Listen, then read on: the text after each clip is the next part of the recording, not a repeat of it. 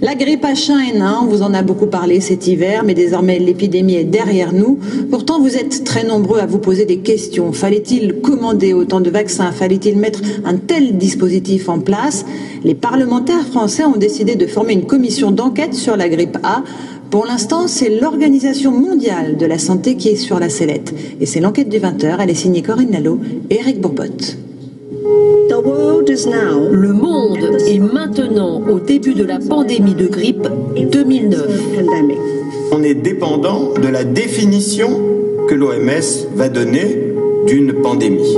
Il faut que l'OMS reconnaisse qu'elle s'est trompée.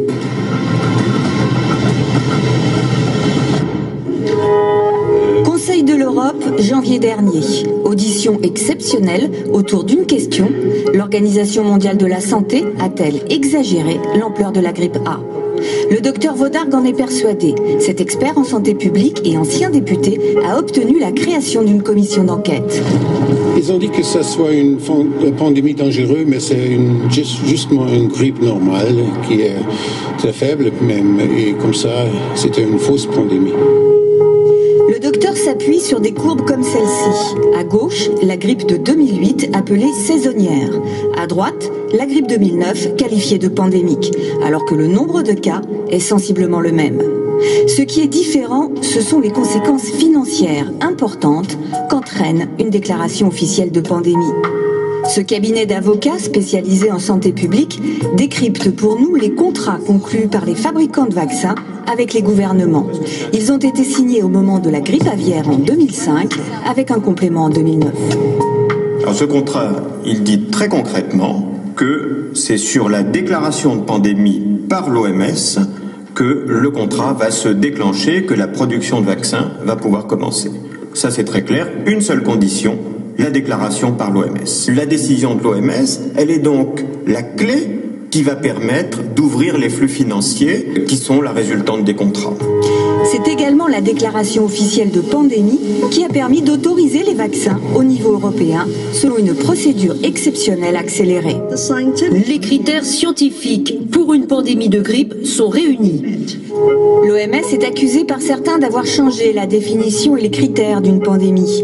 Jusqu'en 2009, une pandémie devait être à la fois très contagieuse sur le plan géographique et très grave en nombre de morts.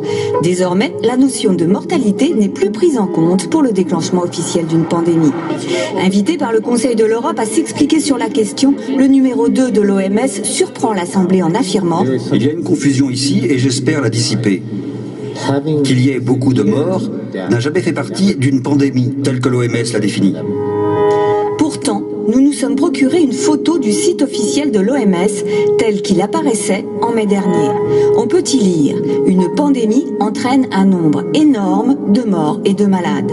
Désormais, sur la même page, une pandémie n'est plus qu'une épidémie mondiale. La notion de mort a disparu. Certains épidémiologistes n'en reviennent pas.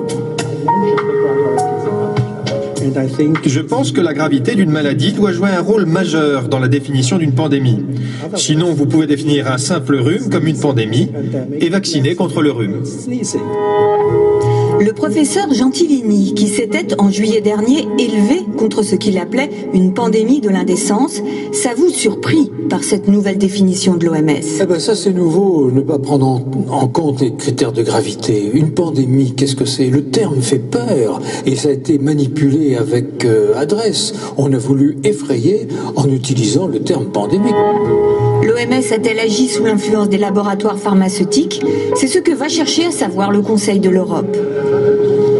L'OMS reçoit depuis plusieurs années des dons privés et parmi les donateurs, on trouve les 3 principaux fabricants du vaccin pandémique pour un financement de plus de 3,5 millions d'euros sur un budget global de plus d'1 milliard.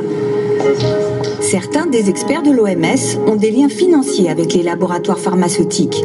Au cœur de la polémique, le professeur hollandais Albert Oosterhuis. On lui reproche une double casquette. Il est à la fois expert OMS influent et président d'un organisme dédié à la grippe et entièrement financé par l'industrie des vaccins. Au siège de l'OMS, à Genève, on réfute tout conflit d'intérêts. la question n'est pas s'il y a des gens qui ont des contacts avec l'industrie pharmaceutique, mais plutôt est-ce que les personnes qui ont du contact avec l'industrie pharmaceutique auraient pu influencer les décisions de l'OMS, et la réponse est non. Selon un bilan encore provisoire, 15 000 décès liés au H1N1 ont été comptabilisés dans le monde, alors que l'OMS estime que chaque année la grippe saisonnière fait entre 250 et 500 000 morts. Faut-il davantage de transparence ? S'interroge également le Conseil de l'Europe. Il rendra ses conclusions en juin prochain.